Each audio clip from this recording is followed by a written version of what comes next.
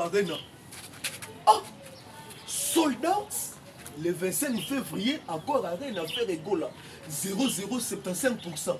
Ah, Ferregola, ça les sold out. Bilatéré, faut m'inviter. Ah non, non, ça reste à vérifier. Ah, oui, alors El Chama et Combo El Chou.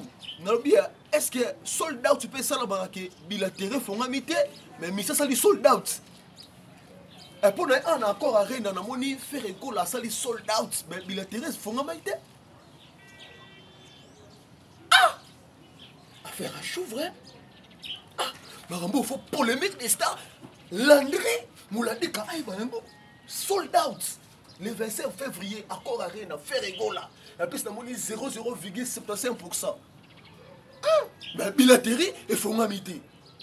Non, ça reste à vérifier. Sold out. Mais il y a des soldats, sold out, bilatérie. Non.